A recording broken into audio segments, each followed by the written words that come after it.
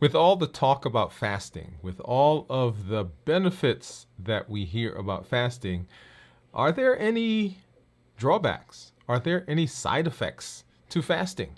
And that's what we're talking about here tonight. If you're new to me, I'm Dr. Dwain Woode. That's Wood with an E. The E stands for endocrinology. Here on the channel, I educate, I empower, and I encourage you to take charge of your health and your life, avoid complications, and go to the next level. And in this year, new you. That's right. I am talking to adults with type 2 diabetes who want to put their diabetes in remission, who want to get off of diabetes medications. In fact, who want to reverse, that's right, reverse their diabetes.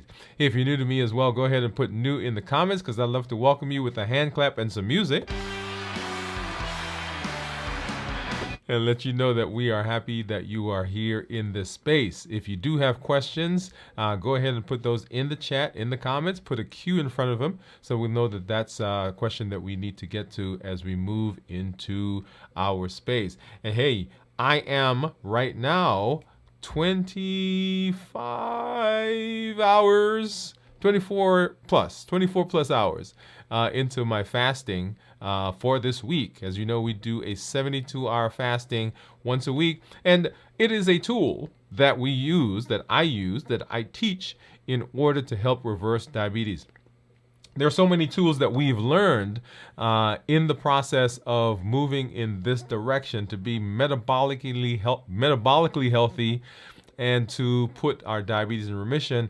But we're not just talking about diabetes, we're talking about all of those metabolic diseases because diabetes is the prototypic metabolic disease. But this process will work also for all of those other diseases, right? So we're talking about whether it's high blood pressure, high cholesterol, non-alcoholic fatty liver disease, coronary artery disease, and on and on and on.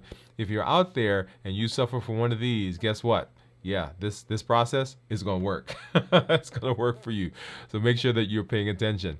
If you've not already done so, go ahead and get over to our one of our playlists because we've been walking through the process of reversing. In fact, on the YouTube channel, there is a playlist that's called How to Reverse Diabetes. And then, of course, there's one that's called How to Fast Successfully because that's what we're doing here tonight. Our show normally, I shouldn't say our normally, but our Dwain Woode MD Live is on Mondays at 7 o'clock. And we've been walking through this process. And I'll talk a little bit more about that here in just a minute. And this is just a continuation as we work into the new year, new you method, the new year, new you process. So make sure that you take a look at those. If you're just joining us, there's a whole list that we have, and you want to make sure that you get there so that you can come up to speed. And don't think that you are behind. Okay, sometimes people catch us at this place and they say, "Oh my goodness, they are now. It's now August. I'm so far behind." No. We say start where you are, and I'll address that here in just a little bit further as we move into the rest of the evening. So, if you're here with us, you know how we do what we do when we do, right? So I've got my monitors over here that we're going to be taking a look at in just a minute. Right down below, you'll see my Dexcom. That's my Dexcom Clarity Report. We'll take a look at blood sugars, and we will walk into that process. But let me do quickly here a shout out because I see at least one of our community members that's out there right now. So Steve, he said, let's let the good times roll. What's going on, man? Says Steve, thank you for coming through. Thank you for being here with us. And those of you who may be out there, if you whatever platform you're on, if you're watching us right now on Instagram or LinkedIn or Facebook or Twitch, and of course here on YouTube, I welcome you to the show. Make sure just drop a line, say hello. Let us know what's going on. So here's the question for tonight. Have you fasted over the past month? Right, so we'll do. So this is August. So have you fasted over the last month? Right. If you have, go ahead and pop it in the chat. Say yes, I fasted, and also put a comma, so yes, comma, and put the longest fast that you've done over the course of this past month. Longest fast that you've done over the course of the past month. So I'm gonna hop over and I'm gonna put in. So I'm gonna put in yes. Let's see. I'm gonna put in yes. And over the course of this month, the longest fast that I've done is actually a 96-hour fast. If you remember back maybe a month ago or so, we did a little bit over 100-hour, but just 96 now. So if you fasted over the past month, but yes, and then 96 or whatever number of hours that you fasted, I want you to pop that in there, okay? All right, so let's go ahead and I'm going to hop over and do a check-in, right? So check-in, and this is the place where I spend some time talking about how I'm feeling as I'm moving through the fasting, right? So talk about physically, mentally, and emotionally, because these are the three components where often people will run into trouble, right? Physically, mentally, and emotionally. Now, we're going to talk here in a minute about other, and let me just pop that flyer up really quickly. We're going to talk about side effects of fasting. Side effects of fasting. But right now, I just want to do a check-in to let you know where I am in these areas as I'm going through the fast. And so, yeah, right now at a little over 24-hour fast in terms of physical, right? So how am I feeling physically? I am actually feeling pretty good. Last night, I got a good night's sleep. I'm well rested. I don't feel lightheaded, sweaty, dizzy. As you know, those are some of the things that people will say that they feel. I have to say that, and if you've been watching over the last several days, right? You know, we came back from a camping trip last week, and so I have been actually trying to initiate my fast because I was planning to do a longer fast this week. But over the course of the last several days, I've been feeling a little bit more nauseated than I did in the past. Okay, so for instance, last night I had gone 24 hours because I mentioned to you on our show on Monday that I was at a 24-hour fast, and then I broke that fast because I was feeling nauseated.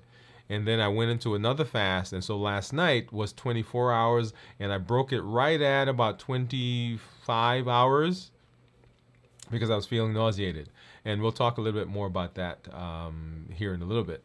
So this time, I'm not feeling lightheaded, dizzy, sweaty, did not feel weak or tired, but I did have a little bit more nausea than normal, okay? And we'll as like I said, I'll mention more about that in just a second. All right, so that's physically. Mentally, I'm feeling clear. I'm not feeling sluggish. I'm not feeling dull. My mentation is good.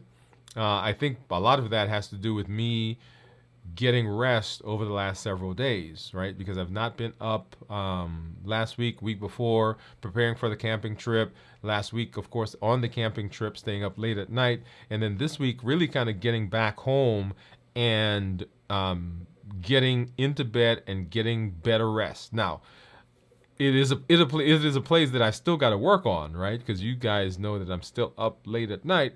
So that is, of the things that I've got to work on, that is probably one of the biggest one of the primary ones that I need to work on to make sure that I am taking care of that aspect of my personal care, okay, of my self-care. All right, so mentally, and then emotionally, this, you know, kind of regrouping after getting back and getting into the office, and you know, there's some things going on, some changes that we have in the office. And so, you know, this has been not an emotionally roller coaster week, but I can tell that I'm a little bit more on edge than I have been over the last several weeks, and of course in other fasts.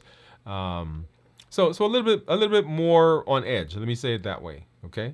So physically, mentally, and emotionally, always want to make sure that we check in on those so that we let you know how I'm doing. And so if you fasted, what is which area, physically, mentally, and emotionally, which area do you tend to find that you have the most challenge? Okay? And you may not say, oh, it's not difficult, but which area gives you the most challenge? Is it the physical, the mental, or the emotional? Go ahead and pop those in the chat. And I'm going to actually put two. I know I told you one, but I'm going to put two. I'm going to put physical and emotional. And I'm putting those two because, as you know, when we talk about the heat model, right, those triggers, then mine tends to be EAT, emotions, access, and taste. And so those emotions are a big deal for me. And of course, physical, because of what I do and the time that I'm up here in this space. So I'm gonna drop those over there. So physical and emotional. Okay. All right. So let's see. So Steve is saying that he did a 36-hour fast. And so that's in response to my question about fasting this month. So he said he did a 36-hour fast, and his blood sugar is 114, and glucose is 1.4. So very good. Hey, Steve, let me give you a hand clap and some music. Okay. All right. So now let's hop over and let's take a look at what my blood sugars are.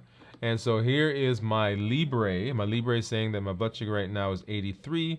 And you'll see there for most of today, it's been south of 150, maybe 125. And we'll take a look at actual numbers when I do my Dexcom report. The Libre doesn't allow me to do that on the report. But that's what my Libre is saying right now. And this is the Libre 3. This is Libre 3. As you know, Libre, there was the 14-day, and then the Libre 2, Libre 3. And actually, they now have the Libre 3 Plus, I believe is what it's called. And then here is my Dexcom. And the Dexcom is saying right now my blood sugar is 99. What do you think my ketones are going to be? What do you think my ketones are going to be? So let's hop over and let's take a look at, so here are my other monitors. So here's my Keto Mojo, and as you know, the Keto Mojo will give me both glucose and ketones. I've got my Contour. I've got some strips down here for ketones and blood sugar. Got my Lancets, and of course, here are the Lancets, not Lancets, but here are the strips for the Contour. So let's go ahead and let's get that started. Okay, let's see. So let's get a strip out, pop that one in here. So this is the Contour, and then I'm going to start, of course, like I always do, with the blood sugar for the Keto Mojo. And as I'm doing this, I do see Teresa popping in. Hey, Teresa, one of our other community members, and she's saying, I'll pop that up on the screen here in just a minute. My hands are tied up. She's saying that the physical is the one that gives her the most challenge, and that's in response to my question about in the check-in, physical, mental, or emotional. Which one is the most challenging? And so I'm going to grab one of our strips, and of course, as you know, these are one-use strips. You take that top off, and it is spring-loaded. So you press this lever right here, and it will pop the Lancet up and give a little poke. So let's hop over to this view, and I'm going to go ahead and bring it up so you can hear it. Okay, and so you should have heard that. Hopefully I got a good finger stick there and got a good drop of blood. And okay, yeah, there it is. So good drop of blood. As you know, if you don't get a good poke, then you get a drop, but maybe not enough that you need to actually run and get a blood sugar. All right, so the Contour, the Keto Mojo says 86, and the Contour here in just a minute is going to say 81. And I'm going to go ahead while I'm talking and get this strip out, because if I don't, then this drop of blood is going to dry and I won't be able to do the ketone, and I'll have to poke myself again, which I don't want to do. So let's go ahead and let's get that started. Okay, so there we are. Okay, and of course I'm going to let that start, but I'm not going to show you what it is. Yeah, because I know I always tease you guys. All right. So what do you think? What do you think it's gonna be? What do you think it's gonna be? I'm gonna move it off the screen because sometimes I'll go to the scene and you'll see it on the screen there. Okay. All right. So let's see. So Teresa said, and let me go back, Teresa, and let's bring this on. So Teresa says, "Hello, doctor, and everyone," and she says that physical. So sometimes she's tired, and then of course Steve says physical. I have weak feeling. He feels weak at times. Yeah. So probably the biggest place that people will see issues isn't it? Well, I should say probably in one of those areas, right? So in one of those areas is where it usually happens. Okay. All right. So we'll come back and we'll take a look at that in just a minute. For now, let's hop over and let's talk. Okay.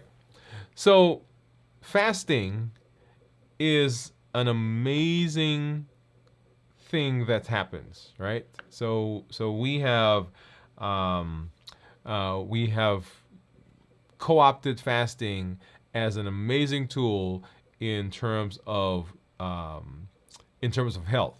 It has been used for a long time, as we've talked about, in other shows, for spiritual rituals, for religious reasons, for cultural things. But here in this space, and in a lot of spaces that you will see nowadays, fasting has become this amazing tool that people are using for getting themselves into a better position for wellness. Okay, so for wellness, and we've been doing here on the channel about 72 hours. We've done more in the past. We've done less as part of our non-fasting days, right? So I do intermittent fasting on days when I'm not like doing my extended fast.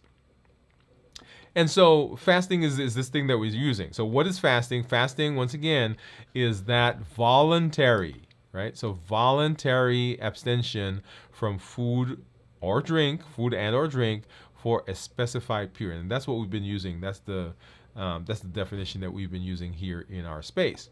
And so while fasting has all of these benefits, right? So we talk about weight management and fat loss, improved insulin sensitivity. That's a big one, right? Because here in this diabetes space, that's one of the things that we say, hey, we want to make sure that we're doing that, right? Because remember the pillars: decrease insulin, suppress appetite, reduce sugar, right? There it is. So we want to make sure that we're, so fasting is a tool for improving our insulin sensitivity. It also is good for enhancing cellular repair, right? As we get further and further into the fasting, we've talked about immunity and so forth. Stimulating autophagy. Autophagy is that process that the body goes through in terms of recycling and reclaiming. Reducing inflammation, right? So once again, back to the immunity, and then better heart health. As we've talked about metabolic disease, right? We always throw up coronary artery disease. That's a big one. So heart health. So better heart health. Improving brain function. We've talked about neurodegenerative diseases like Alzheimer's and Parkinson's and multiple sclerosis and on and on and on. And then, of course, longevity and anti-aging. Fasting has been shown, right? And we did a show about that. About improving our mental clarity and focus, as I've talked about before. As we get into those first several hours and we get into the ketosis, then you get this mental clarity. And so when I do my check-in and I'm talking about the mental part, that's why a lot of times I'm not feeling foggy, I'm not feeling lightheaded, I'm not feeling dizzy, I'm not feeling dull or sluggish, right? Because you get that mental clarity. And of course, better digestion. We're going to be talking about digestion here in a minute. And then hormonal regulation. Because during the fasting process, as we've talked about how to prepare for the fast, if you remember one of our most recent check-ins, we talked about how high blood sugars. As a matter of fact, we talked about this on Monday during our show. We talked about how blood sugars will have adverse effects on different hormones in the body. So fasting has these amazing things that it does, right? And we've just listed 10 of those right there. However, we want to make sure that we understand that with the popularity of fasting, there are some things that we want to be mindful of. Okay, I want to be mindful of. And I don't want to list these on under caution, but they're things that we need to keep in mind as we are going through the fasting process. And so that's what we're talking about today, is what are some of the side effects, right? And sometimes side effects, when we say the phrase side effects, it connotates negativity, but it is for instance, weight loss is a side effect of certain medications that are out there right now. We'll mention at least a couple of them here in just a little while. Okay? All right. But the three big ones that I want to talk about, right? So, of all the things that possibly can happen, and you know, we've done a show about the myths about fasting. So things like dehydration, right? Obviously, can happen. Things like if you're not careful, you can have some electrolyte imbalances. All those types of things can happen. But we're not going to list all of those, but there are three big ones, practical ones, y'all. And why do I pick these three? Because they're three that I've seen personally. Yeah. The three that I've seen personally. Okay, so this is okay. There are a whole bunch of them, but what are some practical things that we want to talk about as it comes to the fasting space that we want to make sure that we are mindful of? And number one, bad breath. All right, so bad breath. Number two, constipation, and then number three, other GI issues, and we'll kind of walk through those together. So bad breath. What is bad breath? Bad breath is called halitosis. Halitosis. And it is common but often overlooked side effect of fasting. So we talk about all the other things, right? We talk about all the benefits and so forth. And tonight I just really wanted to spend some time talking about what are some things that you're going to see? And this came about, of course, as I mentioned, that there are things that I've experienced personally. And as I talk to people who are in the fasting process, people who are going through this with us, you know, they're asking questions and say, okay, I'm having this issue. And so I thought this was a great time for us to address some of those. So what causes bad breath? What causes bad breath during fasting? Number one is ketones and acetone. Ketones and acetone production. So when the body switches from burning glucose, burning carbohydrates, it switches over to burning fat. And as a part of fat, the burning of fat, it creates ketones. And we've been lauding ketones as this amazing energy source that the body has access to. And I mean, let me give you an example or a analogy for ketones. So think about your car. Think about your car. And this is not one of those hybrid cars. We're talking about a gas car. Okay? So the car burns the gas as fuel, right, to keep the car going. And then it converts as a process, as a part of burning the gas. There's exhaust that comes out, right? So ketones really are a form of exhaust that's coming from burning fat. Now, in the body's able to use a part of that. Those are we talk about ketones. There's one called acetone, right? That the liver converts some of the fats to, right? So the liver produces acetone.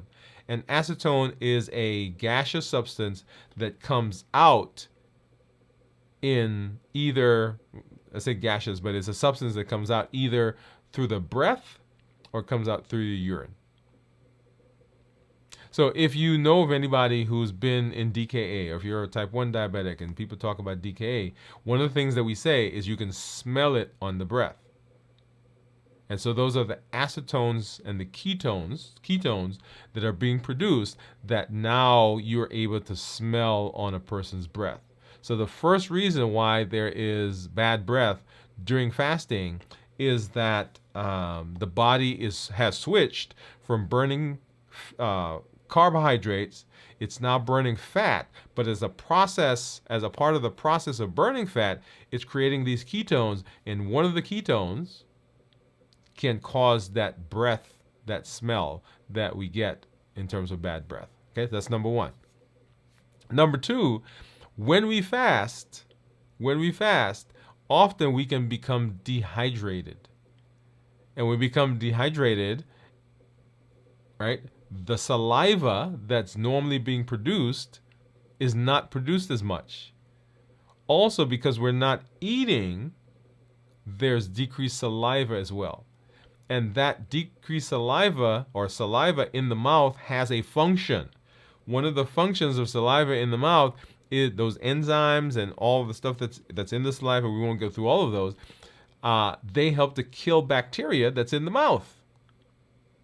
Well, if I've decreased the saliva, then guess what? Those bacteria that's in the mouth, they're having a heyday.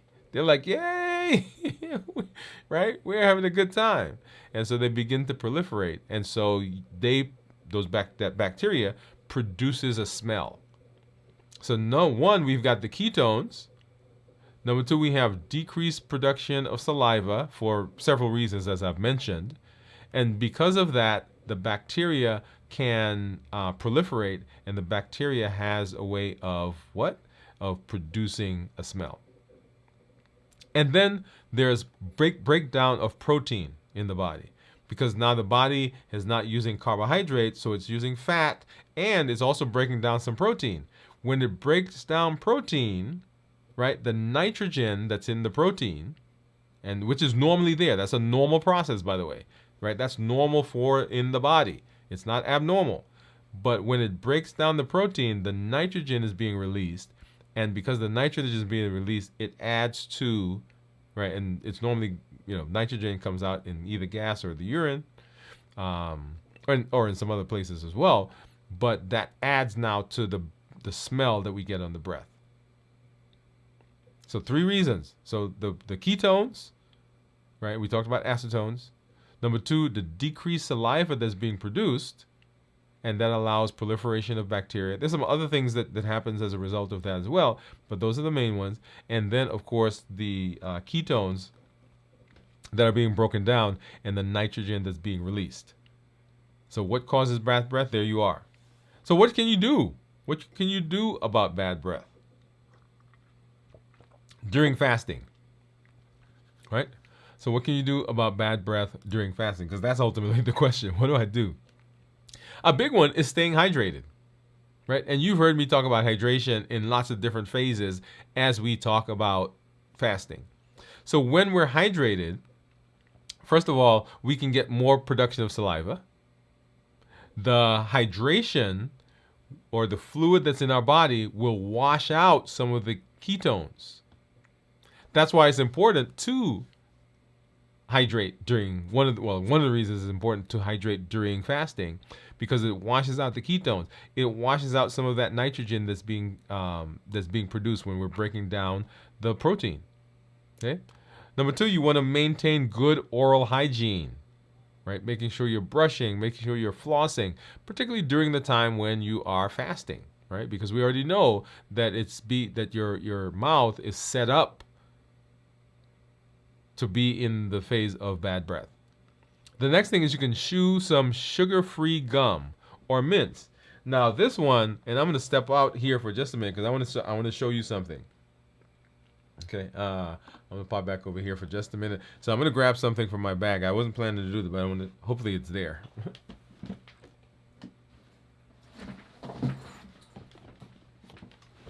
All right, yeah.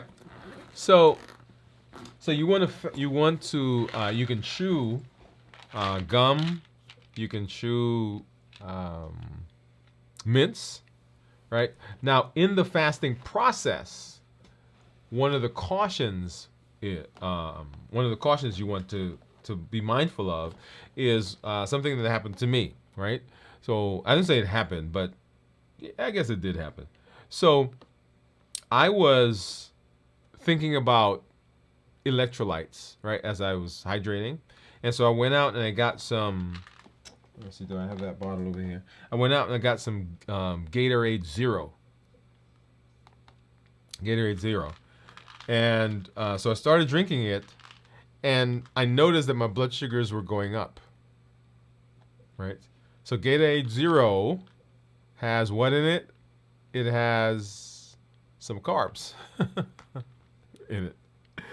And I went and in the same process of talking about bad breath, I went out and I bought. Let me see. I'm gonna pop over. Let's see. How do I get you to see this? Let's take a look at. Let's do this one. Yeah, let's do this one. So I went out and I bought these guys, right? And notice that it says. Let's see. Where is it? Can you see it says sugar free? It says that on there somewhere. Anyway, so it's sugar free, and I didn't really look at it, the package, and then I flipped it over, and I noticed right here. Let's see. Let me do it this way. Let's see. Let's do this one. Okay, I'm gonna hold it up. Okay. Can you guys see? Yeah. How many calories does it have? Yeah, I think you could probably see that. But anyway, so it says it has less than 5 calories per serving, which means that there are calories. Right? So less than 5 means calories. And so there are calories in it. So what you want to do is if you're going to chew gum or eat mints, then you want to make sure that if it's during the fasting period, that it's not interrupting your fast. Is essentially the whole point, right? So I wasn't careful, and in fact, when I broke my fast, was the last night or the night before, part of the reason was that I got the Gatorade Zero, and I drank it, intending fully to continue the fast, but once I drank it, so my blood sugar started going up. I had, the fast had been broken, it had been interrupted, so I said, hey, I can eat. No, sorry. All right, so that's one. So chew sugar-free gum or mints. Consider your diet during eating windows, right? So during the eating times, if you are careful to incorporate a lot, fiber into your diet and not eating a lot of highly processed, highly sugary foods, then that will help with the bad breath during the time when you are fasting. Okay, and there are some natural remedies. We won't go through all of those here, but chewing mint, for example, some people say you can do that. Even if you're using some herbal teas, that will help with breath. And of course, monitor and adjust your fasting protocol. So maybe the fast that you're doing, right? Because as you fast longer, sometimes you can have more ketones produced. And so if you have a particularly significant issue with bad breath, then maybe you need to shorten your fasting window. That may be an option. And then of course, get medical advice if it persists. So it is something that you can something that should resolve, that you can do something about in terms of oral hygiene and so forth. But if you're doing all those things and it's still persisting, then it may be time to get some medical assistance and say, hey, what can I do, or what's going on? How do I deal with that? Okay. So bad breath, one of the side effects of fasting. And let's see. So, I see another one of our community members hopped in. And so let's see. Here it is. Hey, so Jennifer said, howdy, y'all. Hey, Jennifer, what's up? Steve saying, hello, Jennifer. Hey, Jennifer from Teresa. And Teresa said, my job provides mouthwash, luckily. There you go. Now, one of the things with mouthwash is you want to make sure, or you want to be careful. I should say make sure. You want to be careful that the mouthwash that you use doesn't have a lot of alcohol in it, because alcohol will dry out the mouth, and that sets you up for for persisting. Okay, all right. And Teresa says she's laughing on breaking the fast on accident. Yeah. Yeah, I was annoyed for Teresa. I was annoyed. I was, well, actually a little bit more than annoyed, right? Because I was like, man, I didn't, because I got them and I didn't even look at the label, because I saw the zero on it, And of course, as you guys have known now, just because it says 0 doesn't necessarily mean anything. In fact, the 0 that was on it was supposed to be 0 calories, not necessarily 0 carbs, right? And then Jennifer says, for electrolytes, I like sugar-free liquid IV. So Jennifer, is it sugar-free? Because there's a difference between sugar-free and 0 sugar, right? So for instance, there are things that will say sugar-free that actually has less than 1% sugar, but 0 sugar means absolutely no sugar at all. So just one of the points that you want to be careful of. Okay, all right. So that's talking about the breath. So the next one that we want to talk about is what causes constipation. Constipation during fasting, and constipation is a big issue. And let me pop over because I want to add something else in here. So a lot of people are on GLP-1s. That is things like Mounjaro, Ozempic, Wegovy, Zepbound, and on and on and on, right? So I'm not going to name all of that. And Victoza and B-Sice, which are GLP-1s, they don't have the same notoriety as the other guys.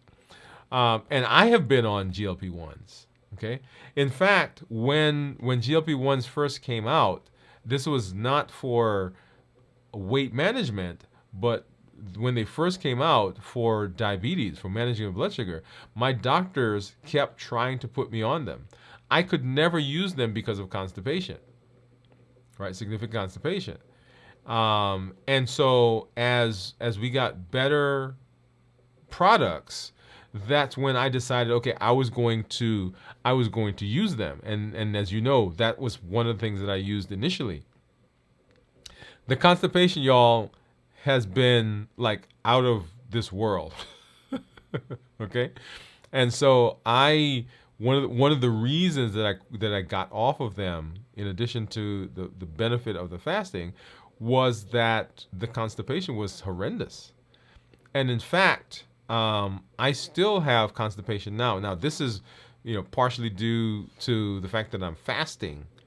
But if you're out there and you have been and you are using GLPs, one of the things you want to make sure is that you are listening to this part, but also making sure that you are taking care of your bowel habits, okay? Because that can become a significant issue. So what causes constipation during fasting? Number one, reduce food intake. So if you're not putting things in, then things move more slowly, okay? If you're on one of the GLPs, one of the ways they work is that they slow the GI tract in the first place.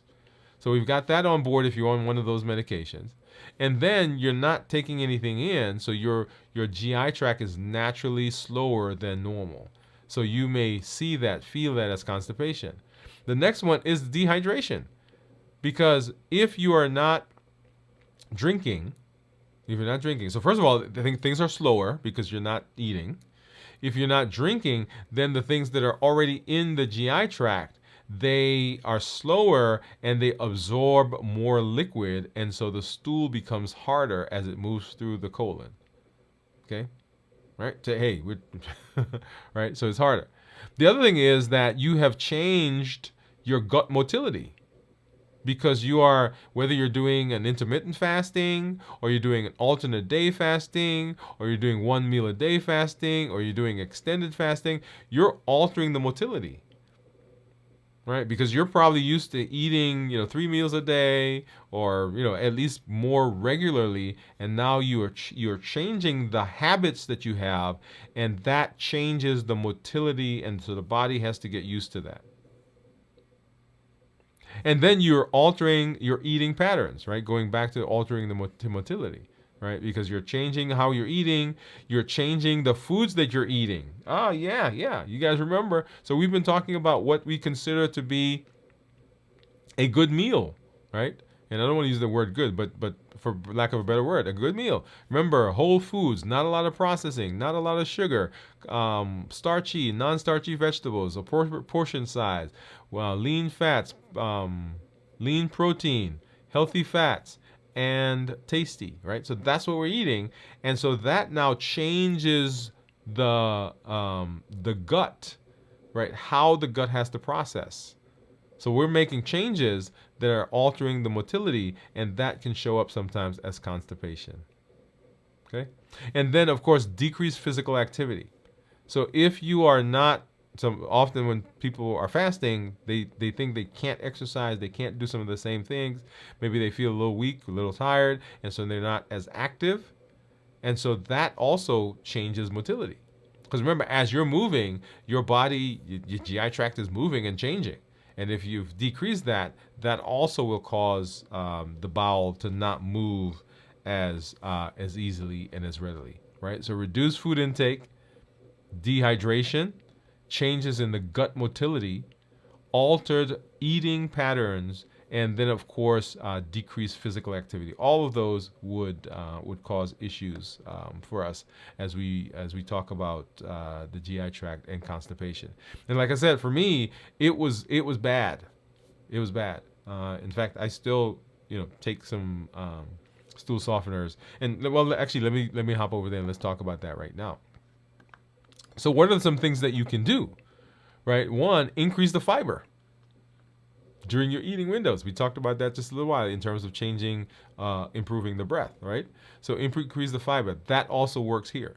Stay hydrated. The more hydrated you are, the less firm the stools will be. Maintain regular physical activity. So keep moving. Don't just hang around the house. Get out there and start moving around. Establish a routine, right? A regular routine so that your body gets used to, okay, this is what we do, this is how we do it. One of the things that people will say to me is that, and this is not necessarily for constipation, they'll say to me, hey, I'm not eating, but now I feel some indigestion. Well, you feel indigestion because your body is used to producing acid for the food that you were putting in, and now you're not putting food in.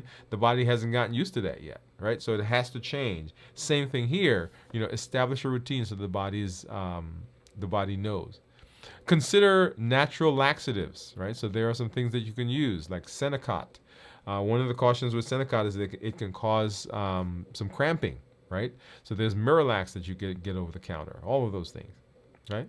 Avoid overeating during eating windows. Because when you overeat, now the body has to, right, the brush border, which has been kind of quiescent during the time of fasting, it wakes up.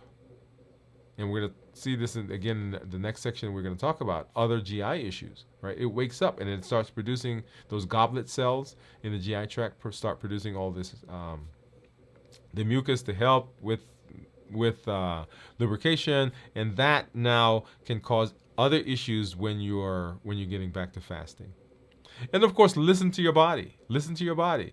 If you're going through the process of fasting and you're finding that, hey, this is causing me significant issues, let's pause the fasting. Let's break the fast. Let's interrupt the fast. Let's figure out a method for you to be able to successfully become regular, and then let's get back into the fast. Remember, we're always trying to be healthy. We always want to make sure that we're doing things that putting ourselves up, setting ourselves up for success, and not just doing anything because I gotta fast. I'm going to fast for 72 hours. By God, come hell or high water. Well, no, listen to your body. Your body will tell you where it needs to be and where you should be heading. Okay. All right. Let's see. I do see some. Okay. So Jennifer said about the liquid IV, and she said sweetened with allulose or stevia, it doesn't raise my glucose level. Okay. It doesn't raise your glucose level. So I love that. Now, some of the and this gets into the technical, and so you'll hear people in different spaces talk about, hey, even though it doesn't raise your blood sugar, it still has calories because it is, calorie containing and so forth. I love that, Jennifer. I love that. So I would say to folks here, I don't think I've said that before, and I use things that are sweetened, right? So I've got. So let's see. I don't even know what sweetened this. This is my go-to, by the way. All right. So this is my go-to for fasting, and it's zero, right? So zero sugar, and let's see, what is it sweetened with?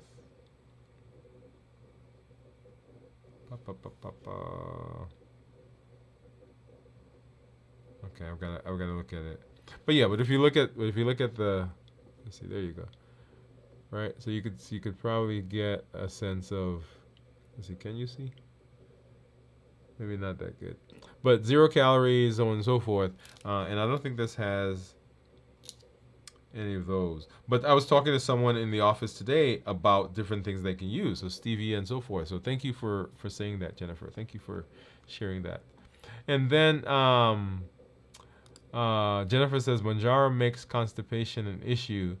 If I take a tablespoon of MCT every morning, it keeps things on the slide. I love it. Thank you, thank you. Yeah. So I even now, right, when I'm fasting, I've got to take something twice a week. If I do that, then things are regular. Now, and of course, Jennifer, right? So sometimes I'm going along and I'm fasting, and it just goes out of my mind that, hey, this is an issue that's probably going to pop up, and it doesn't even dawn on me until it's, I get into that situation. I was like, oh my goodness, I didn't take my stuff yesterday or the day before or whatever. And I actually use Senecot Senecot S, I think is what, or D, as part of what I do. Now, you want to be cautious. You want to be careful with that. And of course, always, as I say, make sure you're touching base with your family physician, right? All right. And then, right, so we talked about breath. We talked about constipation. And then some other GI issues that occur during fasting, okay? And these are things that I will, let's get back over here, sorry. So these are things that I experience as well.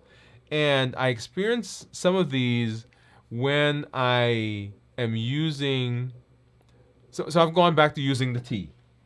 So I had gotten away from using this, and I was using 0 sugar carbonated drinks. So I was using, for instance, 0 Dr. Pepper was one that I used. But what I found is that because I'm fasting, my GI tract was not moving as readily, right? And when it doesn't move as readily, now you put this carbonation in, and that caused bloating, it caused gas, right? And some of that carbonation also comes back and, causes a breath issue, okay?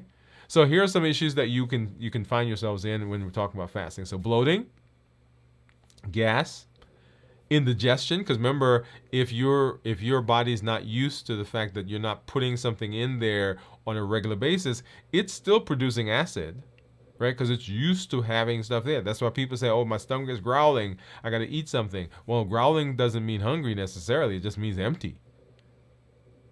And your body has to get used to that. So nausea. So this is one that I struggled with over the last several days.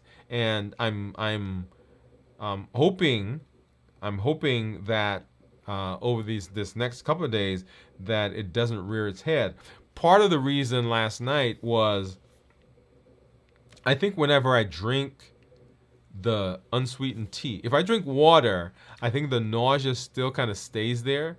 But when I drink the unsweetened tea, the nausea seems to subside. And when I was here last night, I didn't have any tea. And so that nausea came up, and it was just like this wave that hit me, and I didn't have this, and so I ended up eating, right, as another thing that pushed me to eat, and so broke that fast. So nausea, and the other thing is diarrhea. So how do I get diarrhea and constipation during fasting? Well, number one, when you're fasting, if you are now slowing the GI tract and things are slowing down, at some point, right, it's going to get to the point where the food that you've eaten days ago is going to still continue to move, even though it's moving slowly. And then when it finally is able, you've got constipation now, and so when you finally are able to pass that, then everything that's upstream of that has to come out. And so it is a cycle of constipation followed by diarrhea. As a matter of fact, a lot of people who suffer from constipation find that that's the case, that it builds, and they finally have an elimination, but then they have diarrhea following that until the constipation happens again. Okay, so constipation happens, followed by diarrhea, and then of course abdominal discomfort. And abdominal discomfort can happen for lots of different reasons. One, you're not having regular elimination, so your abdomen can become distended, you're bloating, you're gaseous, right? And here's a great place to make a point. If you're fasting and the goal of fasting is to lose weight, okay, and you ate 2 days ago and you're fasting and you're not eliminating, guess what? Your weight, you're still having the effect of the weight on the food that you ate because you haven't passed it yet. Okay, there's a show that I was talking about to someone here this week that I want to do, and talking about some of those. And these are little minutia things that we don't even think about, right? The fact that I haven't had a bowel movement means that my weight can't change. So people say, my weight hasn't changed. Well, when was the last time you had a bowel movement? Had a guy in the office today. He hadn't had a bowel movement in a week. Right? So all of that is still there, and it's still being counted as weight. Okay, so abdominal discomfort. Slow gut motility, as we talked about before. And then, of course, dehydration-related digestive issues. All of those are things that can show up. And so how do we deal with those? And a lot of it has to do with some things that we've already talked about. Gradually ease into fasting, right? Get on a regular schedule. Don't just jump into fasting. I'm going to do 72 hours. No, let's work our way there. Focus on balanced nutrition, nutritionally dense foods on your eating days. Stay hydrated. Practice mindful eating. Avoid common trigger foods, right? So there are some things that can cause triggers, right? Support your gut health with probiotics and prebiotics during your eating period, and then maintain regular physical activity. Okay. So those are the ways that we can help with some of those other GI issues that we will run into. Okay, so let's hop over. What do you think? What do you think my ketones are? Right, so we're 26 hours maybe right now. What do you think it is? Go ahead and pop those in the chat. And let's see, let's hop over. Let's get my strip out. I need to get my Keto Mojo app.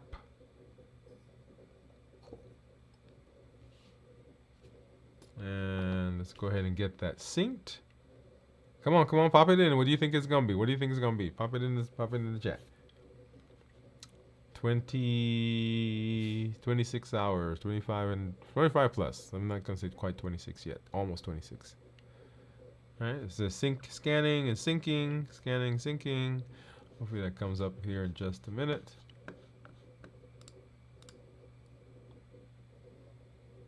Okay, so for some reason it's not wanting to do what I needed to do. Come on. Okay, so we cannot. Let's see. Try. Oh, you know what? I didn't turn it on. Did I turn it on? I don't remember. Okay, so it's on now. Okay, there it is. Scanning. And let's see. Drum roll. Let's see. So Teresa says 0.4. Steve says 0.6. 0.4, 0.6. And the answer is 0.3, y'all. Look at that. Wow. So glucose of 86, ketones of 0.3. So if you remember, when we talk about ketones that are less than 0.5 are considered normal.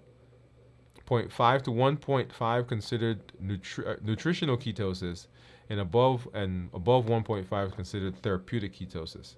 Okay, so here we are. So on the graph, the tan line that's blood sugar, and the turquoise line down at the bottom, those are ketones. And you see my ketones, when we did our check-in on Monday, my ketones were actually low, right? It didn't even register. And my blood sugar at the time was, what was it? 94. And so now my ketones are up 0.3 blood sugar has gone down to 86. So it'd be interesting to see what these numbers are as we get further into the fast. Okay, and then let's hop over. Let's see. Let's go over here. Yes, there's my gum. And let's take a look at my report down below. Let's see. Let's do this. Let's do this one. Okay, cool. All right.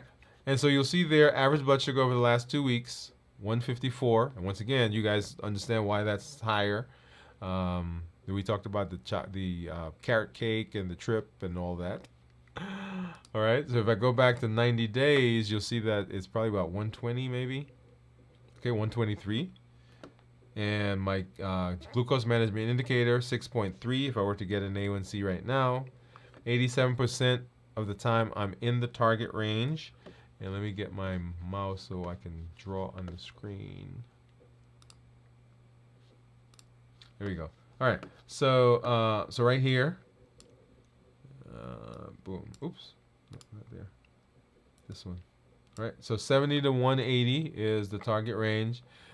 In target, so average blood sugar 123. And then let's go ahead and let's take a look at our daily graph. And let's point a few things out.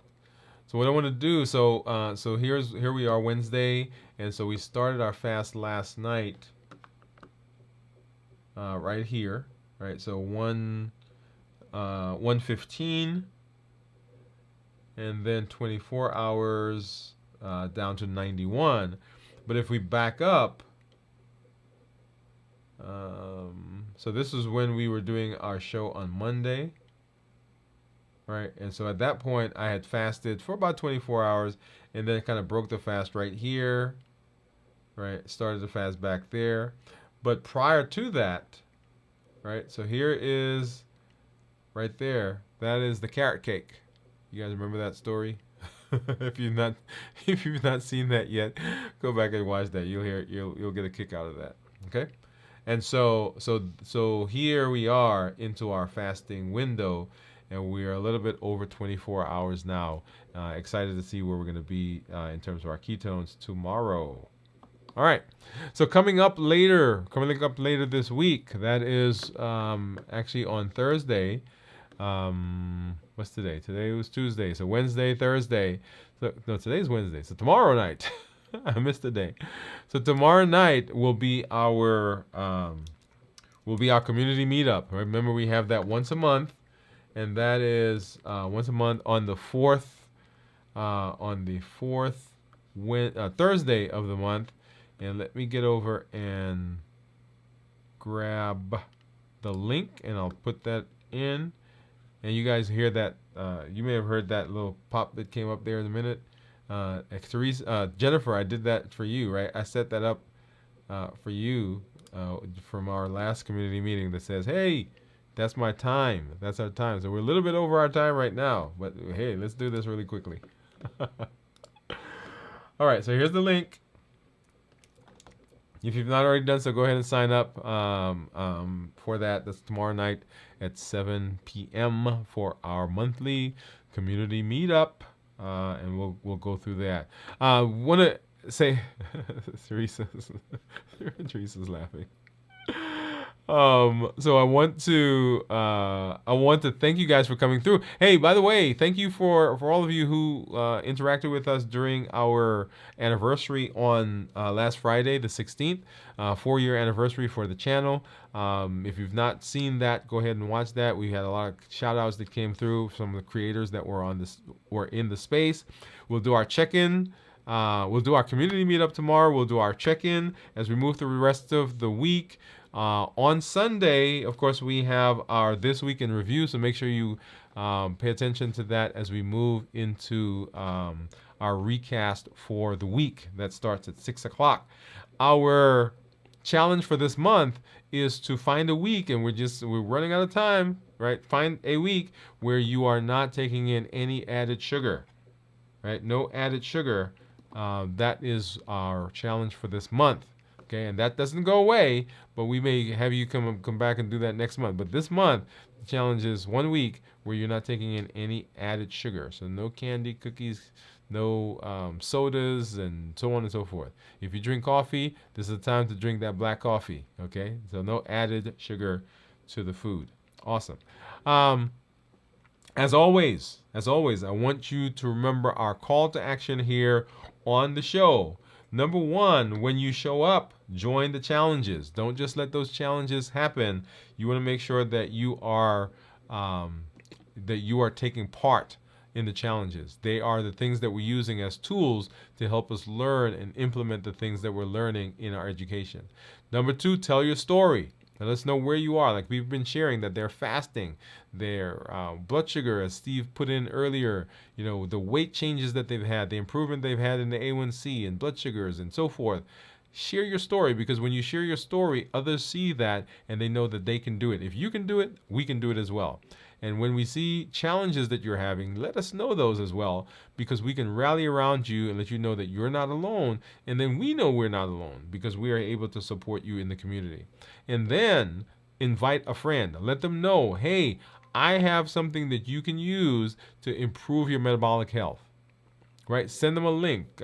Watch the show with them. Send them a clip. Send them something, and you can be a voice for change in your community, and your job, at your home, in your doctor's office, wherever you find yourself. There are over 1 billion people on the planet right now that are diabetic or pre-diabetic. You can be a voice for change, and all of that comes as we work to remember that we have unlimited potential, and we can tap into that potential by education, empowerment, and encouragement, which is our triple E formula for success, right? We educate, we empower, and we encourage.